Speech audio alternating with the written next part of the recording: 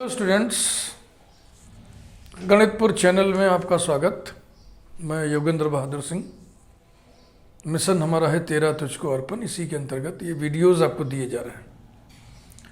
Playlist है multiple integrals और उसका ये चौथा वीडियो है। इवेल्युएशन ऑफ डबल इंटीग्रल्स आपको पढ़ा रहे हैं, उसका भी ये चौथा वीडियो है। पहले वीडियो में evaluation of double integrals when the limits are given and all the limits are constants, ऐसा था। सेकेंड वीडियो में evaluation of double integrals when the limits are given, one pair of limits are constant and one pair of limits are variable. तीसरे video में था evaluation of double integrals when region of integration is given and we studied some examples about Cartesian integrals. In this video, evaluation of double integrals when the region of integration is given, हम देखेंगे and we shall study some polar integrals. Integrals polar system के integrals. Polar system के integrals पढ़ने से पहले polar coordinates की जानकारी आपको मुकम्मल होनी चाहिए। polar coordinates, polar curves की लिस्ट आपको पता होना चाहिए और अगर ज़रूरत पड़ गई पोलर कर्व फट से ट्रेस कैसे हम कर लें, तो इसके लिए आप हमारा प्लेलिस्ट देखिए।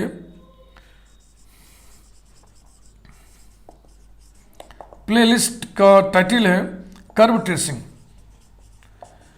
कर्व ट्रेसिंग, इसमें हमने जो है 21 वीडियो कुल डाल रखा है और कर्व ट्रेसिंग से संबंधित सभी मैटर इकट्ठा किया तब 21 हो गया ना, नहीं तो 21 ना होता। तो इसमें तो लिस्ट ऑफ इंपॉर्टेंट कर्व्स, ये आप देख लें। कार्टेशियन कर्व्स की लिस्ट आपको मिलेगी। पोलर कर्व्स की लिस्ट मिलेगी और पैरामेट्रिक कर्व्स की भी लिस्ट मिलेगी। कार्टेशियन कर्व्स की लिस्ट आपको मिलेगी वीडियो नंबर 4।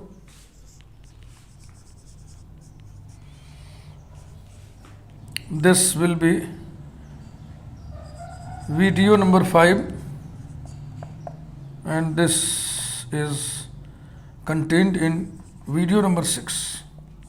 तो फिलहाल हम पोलर सिस्टम पढ़ रहे हैं। पोलर सिस्टम के कर्व्स की एक लिस्ट, अच्छी खासी list with features, with all features उसमें दिया हुआ है। आप वो वीडियो देख लें, फिर इस वीडियो को दूसरी बार देखिएगा, अच्छा लगेगा आपको। नहीं तो फिर आपको स्टेप स्टेप पर परेशानी होगी पोलर सिस्टम समझने में।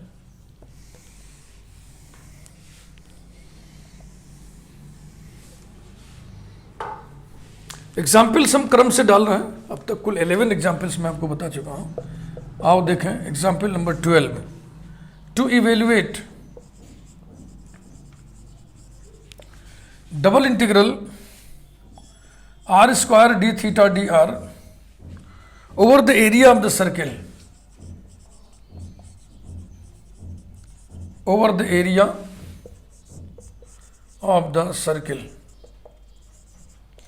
r equal to a cos theta.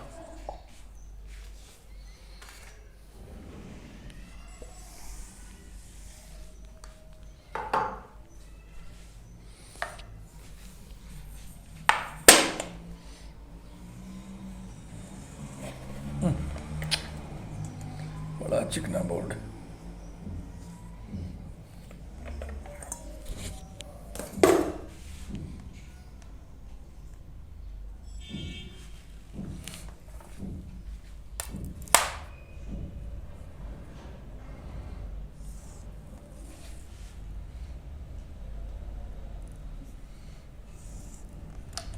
यही सर्किल है, ये पोल है, पोलर सिस्टम है भैया, और ये इनिशियल लाइन है।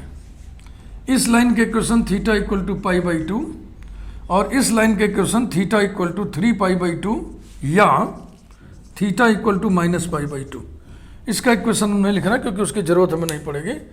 तो अब ध्यान से देखें, the region of integration is the area of this circle हमने खींच दिया। इसका एरिया कौन सा होगा उसको मैं डॉटेड रीजन से दिखा रहा हूं।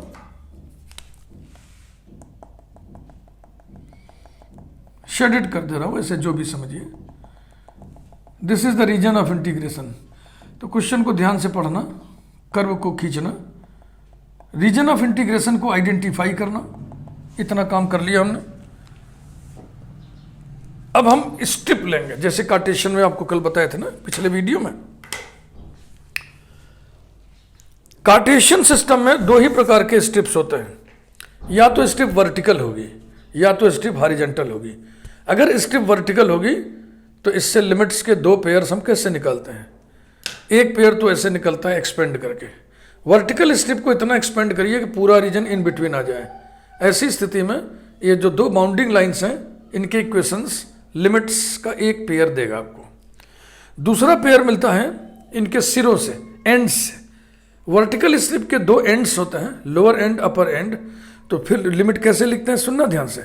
लोअर एंड जिस पर स्थित है उस पर y का मान, अपर एंड जिस पर स्थित है, जिस पर स्थित है माने जिसके कांटेक्ट में, जिसके संपर्क में, टच में ना, जिस पर स्थित है उस पर y का मान। अगर हॉरिजॉन्टल स्ट्रिप है तो हॉरिजॉन्टल स्ट्रिप से लिमिट एक तो ऐसे निकलेगा, इसको एक्सपेंड करके इतना एक्सपेंड करो कि पूरा रीजन इन बिटवीन आ जाए। ऐसी स्थिति में इसका इक्वेशन y का लोअर लिमिट, इसका इक्वेशन y का अपर लिमिट। दूसरा जोड़ा निकलता है आपकी तरफ से, हम देखना है बायां है दाहिना है ना, लेफ्ट राइट। इसके दो सिरे हैं, लेफ्ट एंड जिस पर स्थित है उस पर x का मान, राइट एंड जिस पर स्थित है उस पर y का मान।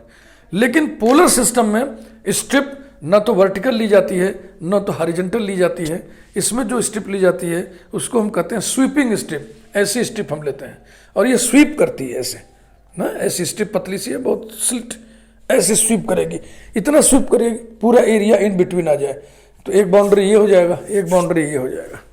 तो पोलर स्ट्रिप हम ले रहे हैं जिसको स्वीपिंग स्ट्रिप कहते हैं, ये ले लिया।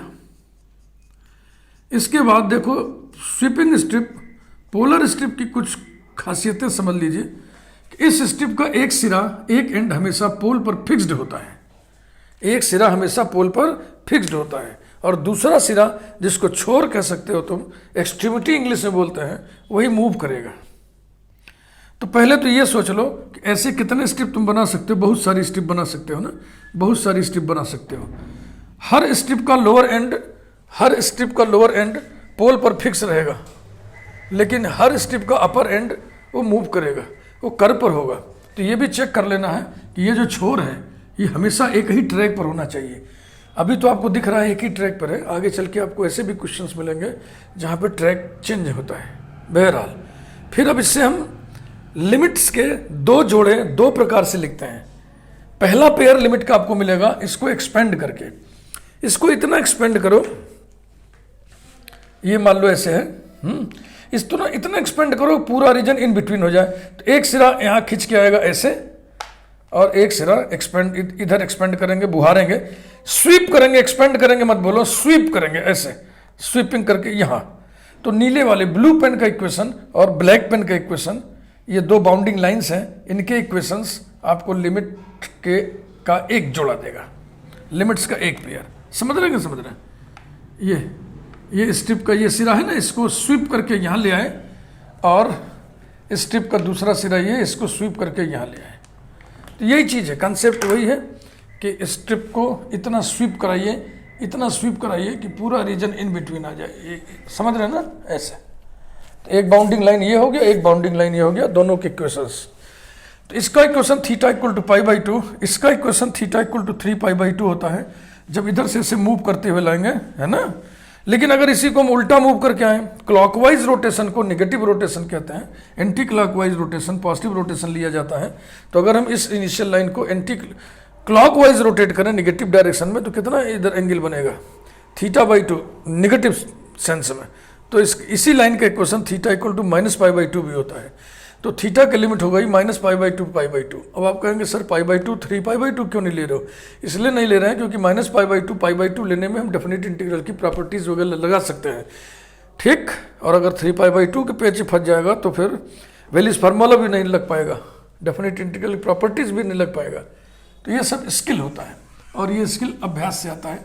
खूब पढ़िए, खूब अभ्यास कीजिए और स्किल्ड होइए। तो हम सोल्यूशन शुरू कर रहे हैं। I equal to integral r square d theta d r. Theta की लिमिट मिल गई -π/2 to π/2। आर की लिमिट देखो, फिर दोहरा रहा हूं कि पोलर स्ट्रिप स्वीपिंग स्ट्रिप का एक सिरा हमेशा फिक्स्ड होता है, कीलित होता है, फिक्स्ड है। यहाँ पे आर हम 0 होगा। इसका मतलब पोलर का कोई भी सवाल होगा, कोई भी एग्जाम्पल, कोई भी क्वेश्चन, आर की लोअर लिमिट हमेशा 0 होगी। आर की लोअर लिमिट हमेशा 0 होगी। तो ये हो गया 0, बशर्ते कि यहाँ तक स्ट्रिप आया हो। अगर यही स्ट्रिप हो जाएगा तब नहीं होगा। और एक सिरा 0 हो गया। दूसरा, स्ट्रिप का छोर किस पर स्थित है उस पर आर का मान। स्ट्रिप का छोर, छोर माने एक्सट्रीमिटी, स्ट्रिप की एक्सट्रीमिटी किस पर स्थित है? सर्किल पर। और सर्किल पर आर बराबर कितना होगा? सर्किल के इक्वेशन से निकलेगा। सर्किल पे आर बराबर कितना है? a cos theta. तो ये लिमिट हो गया a cos थीटा। तो ये कॉन्सेप्ट लिमिट का समाप्त हुआ। अब केवल इवेल्युएट करना है, जिसको आप जान गए हैं। पहले किसके रिस्पेक्ट में होगा? आर के रिस्पेक्ट में व्यवस्था बनाइए। Integral 0 to π/2 bracket integral 0 to a cos theta r square d r bracket closed d theta. मौखिक करिए ऐसी ओरली। r³/3 आएगा। r³/3 लोअर लिमिट से कुछ देगा नहीं, अपर लिमिट से ही देगा। कितना देगा? a³ cos³ θ/3। तो उसमें हम a³/3 को बाहर कर लें, फिर इंटीग्रल 0 to π/2 और क्या बचा? cos³। 0 कहाँ से आ गया भाई? -π/2 है, सॉरी, -π/2 और cos³ θ d थीटा। ठीक है भाई, a³ cos³ θ/3। चूंकि थीटा की जगह -θ रखने से कोई इफेक्ट नहीं पड़ेगा, इसलिए 2 से मल्टीप्लाई करके लिमिट हम 0 से π/2 कर देंगे। This is equal to 2a³/3 integral 0 to π/2 cos³ θ d theta. Logic लिखेंगे by property of definite integral. और अब हम वेलीज फार्मूला लगाने जा रहे हैं। Equal to 2a³/3 into 2/3 by Wallis formula. मैं पिछले वीडियोस में आपको बताया था, फिर मैं बता रहा हूँ और बताते ही रहूँगा। क्या बताते रहूँगा कि वेलीज फार्मूला आपको बिल्कुल कंठस्थ होना चाहिए। प्रॉपर्टीज ऑफ डेफिनिट इंटीग्रल आपको बिल्कुल कंठस्थ होना चाहिए, याद होना चाहिए। और याद ही नहीं होना चाहिए, उसको कैसे अप्लाई करेंगे इस पर एकदम एक्सपर्टाइज होना चाहिए आपको। और वो जितना अभ्यास करिएगा उतना होगा। निश्चित समाकल के गुणधर्म ये इंटरमीडिएट में ही पढ़ा दिया जाता है, प्रॉपर्टीज ऑफ डेफिनिट इंटीग्रल। इसलिए आप ट्रेंड होंगे ऐसा मान के चलने में कोई गुरेज नहीं है। तो ये इसका आंसर आ गया, equal to 4a³/9। Next example देखें।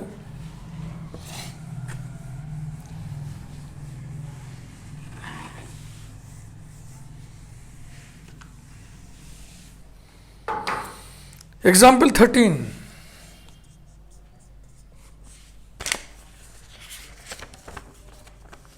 To evaluate double integral r sin theta d theta dr over the area bounded by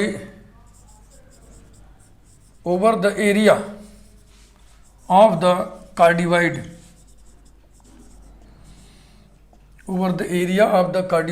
r equal to a into 1 plus cos theta, कामा एक रिस्ट्रिक्शन और लगा हुआ है, above the initial line, यानी area of the cardioid above the initial line, वो हिस्सा जो initial line के ऊपर है, above the initial line। Cardioid is a standard curve, इसलिए कार्डियोइड से संबंधित कोई भी रिजल्ट है, कोई भी फीचर है, कोई भी डेटा है, सब स्टैंडर्ड है, सब आपको याद होना चाहिए।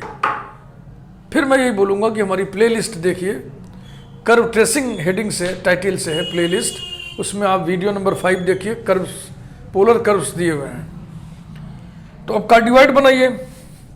कार्डियोइड का फिगर आपको याद होना चाहिए, मालूम होना चाहिए, मैं बना दे रहा हूँ।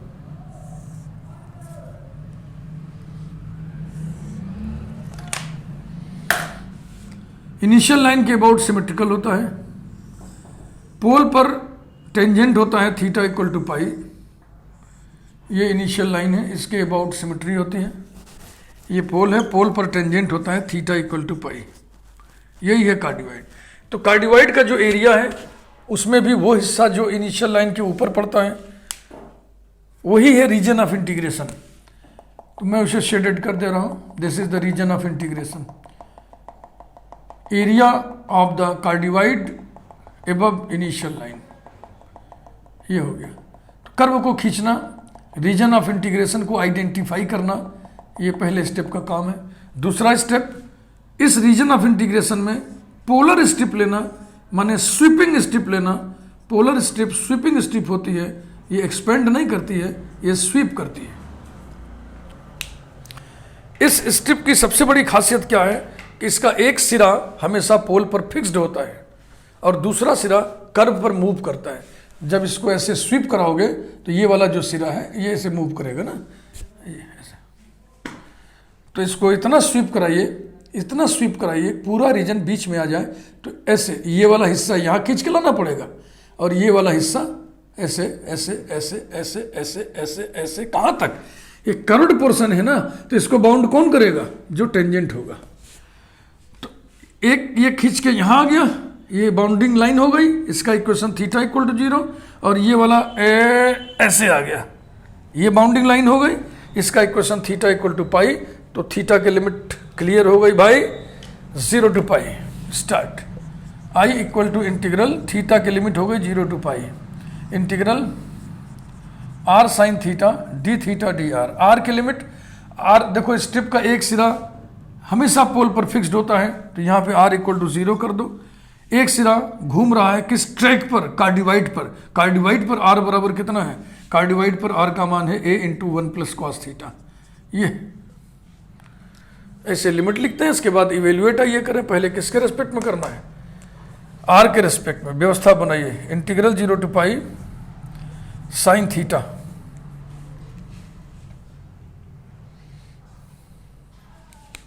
ब्रैकेट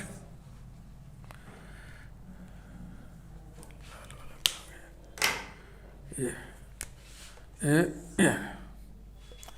और आर के रिस्पेक्ट में integral 0 to a into 1 plus cos theta.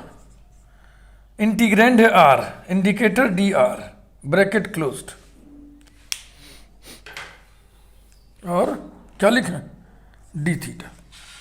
व्यवस्था बना दिया। ये शुरू से मैं आपको सिखा रहा हूँ, ये बहुत इंपॉर्टेंट स्टेप होता है। इसमें जरा सी चूक करोगे तो गड़बड़ हो जाएगा। अब मौखिक कर लेना। इसका आएगा r square by 2। R square by 2 में लोअर लिमिट कुछ नहीं देगा, अपर लिमिट देगा। कितना देगा? A square 1 plus cos theta whole square upon 2। A square upon 2 तो बाहर कर लिए। Integral 0 to pi sine theta पहले से है भाई, और इसमें कितना आएगा? 1 plus cos theta whole square d theta. समझ गए ना? A square 1 plus cos theta whole square by 2, sine theta पहले से था। अब बड़ा क्लियर है। 1 plus cos theta equal to कुछ हम लोग पुट कर दें, न्यू वेरिएबल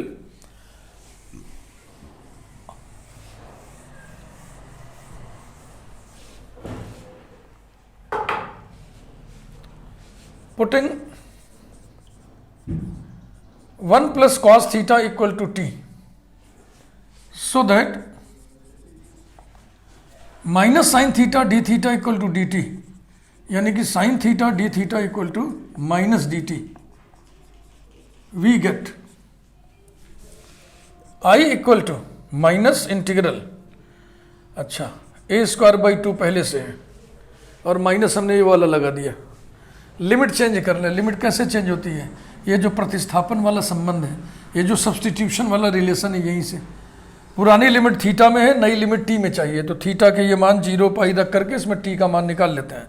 थीटा बराबर 0 रखो, cos 0 1 होता है, 1 प्लस 1 2, और पाई रखोगे तो cos पाई -1 -1 प्लस 1 0, ये लिमिट आ गई। 1 plus cos theta whole square माने t square, sine theta d theta माने माइनस डी टी। इस माइनस से लिमिट को सीधा कर लें। लोअर लिमिट छोटी संख्या, अपर लिमिट बड़ी संख्या हमेशा होनी चाहिए। Equal to a square by 2 integral 0 to 2 t square d t equal to a square by 2 और टी क्यूब बाई 3 आएगा, तो 1/3 लिख लिया और टी क्यूब की limit 0 to 2। This is equal to a square by 2 into 1/3 into 8 तो 2 4 जा 8, ये हो जाएगा 4a² / 3, 4a² / 3। ठीक, करेक्ट आंसर। तो पहला कर्व हमने लिया था सर्किल, पोलर सर्किल, दूसरा कर्व हमने लिया कार्डियोइड, और अब फिर देखिए तीसरा एग्जाम्पल। नेक्स्ट, हर टाइप के एग्जाम्पल आपको हम बता दे रहे हैं जिससे कि ट्रेनिंग मुकम्मल रहे भाई। बकिया आपको ट्रेंड होना है। वीडियो देने का मतलब, वीडियो के माध्यम से पढ़ाने का मतलब ये नहीं है कि जितने भी क्वेश्चन से सारे के सलूशन आपको हम प्रोवाइड करें। हमारा मुख्य मुद्दा है आपको ट्रेंड करने का। Example 14, to evaluate double integral r d theta dr upon √a² + r² over one loop of the lemniscate, over one loop of the lemniscate, r² = a² cos 2 theta। ये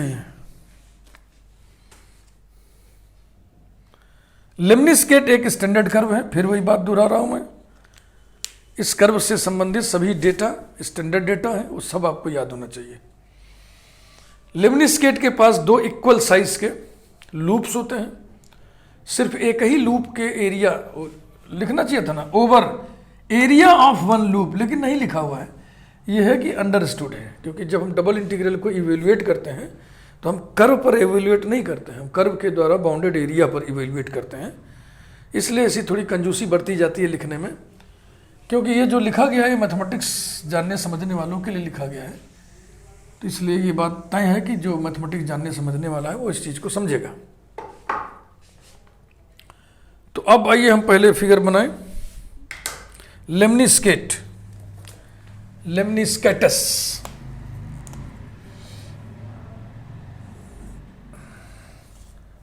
अब लाइन तो हम स्केल से खींच लेते हैं भाई, लेकिन लूप वगैरह बनने में थोड़ी दिक्कत होगी, वो इक्वल साइज के लूप बन नहीं पाते।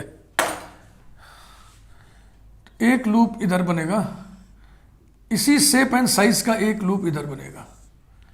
देखो छोटा बड़ा हो गया ना, तो ये हमसे हो ही जाता है।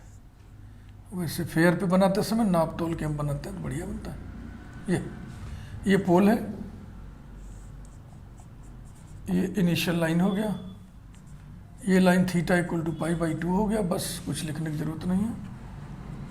तो हमें जो है एक लूप ही लेना है, over one loop, over area of one loop. तो हम इधर वाला लूप नहीं लेंगे, हम इधर वाला लूप लेंगे। क्यों लेंगे इधर वाला, मैं अभी आपको बताता हूं। पहले आप इधर वाले लूप को लीजिए और पूरे एरिया को शेडेड करिए। This is the region of integration, this shaded region, this shaded region is the region of integration.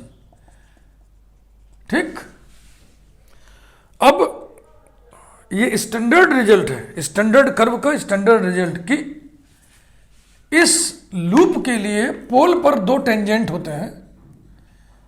एक टेंजेंट ये है, एक टेंजेंट ये है, और इनके इक्वेशंस क्या होते हैं? θ = π/4, θ = -π/4।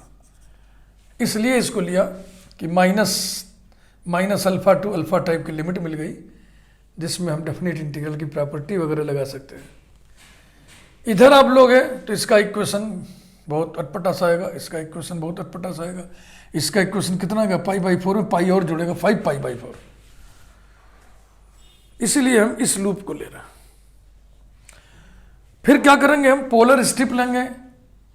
पोलर स्ट्रिप माने स्वीपिंग स्ट्रिप, स्वीप करने वाली स्ट्रिप, जिसका एक सिरा पोल पर फिक्स्ड है, इसलिए r की लोअर लिमिट 0 ही होगी। I = integral r dθ dr upon √a² + r²।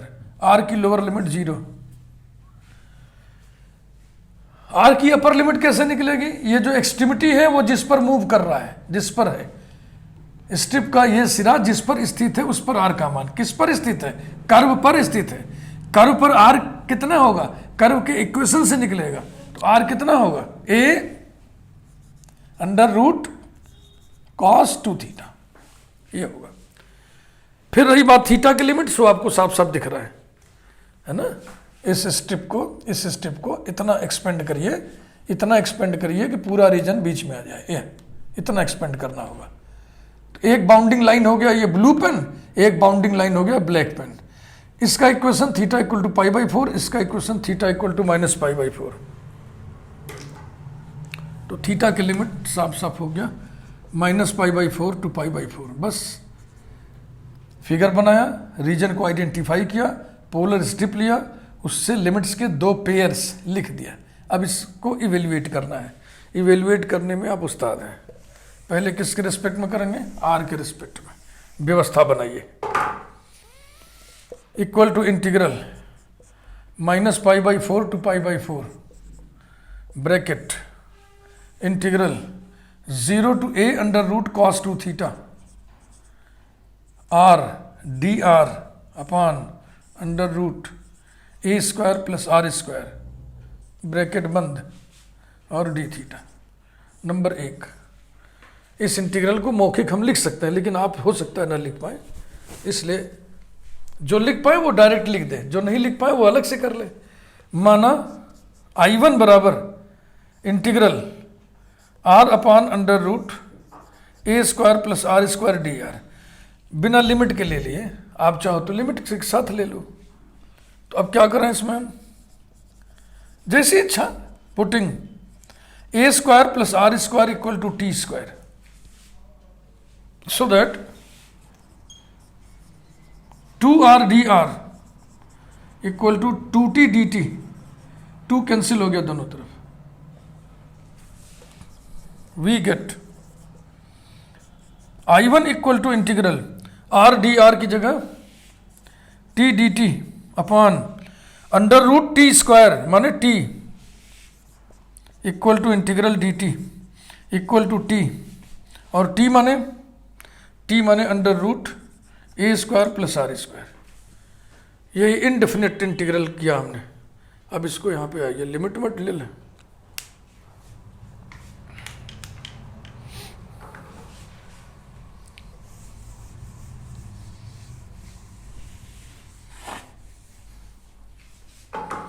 Therefore capital I equal to integral -π/4 to π/4 बड़ा bracket under root a square plus r square bracket बंद, limit r equal to 0 to a under root cos 2 theta और d theta.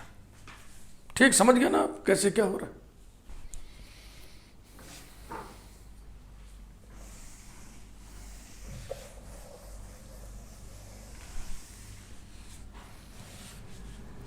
Equals to integral -π/4 to π/4 bracket under root, r की जगह ये रखोगे तो क्या होएगा?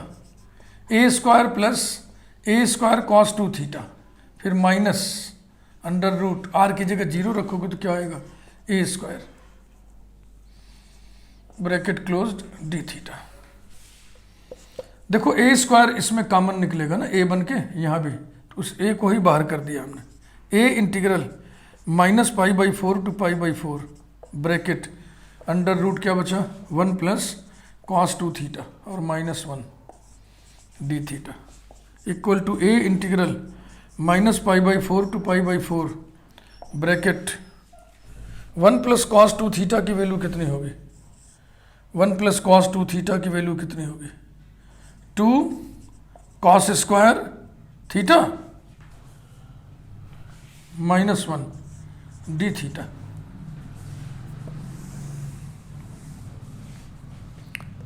Equals to a integral -π/4 to π/4 और bracket √2 dot cos theta -1 bracket बंद d theta.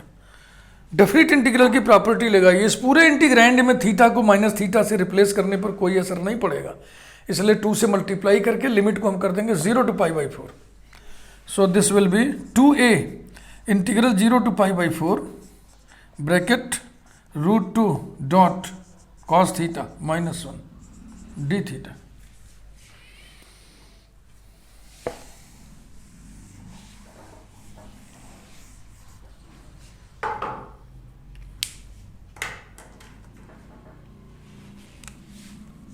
I equals to 2a bracket integrate करिए √2 इंटू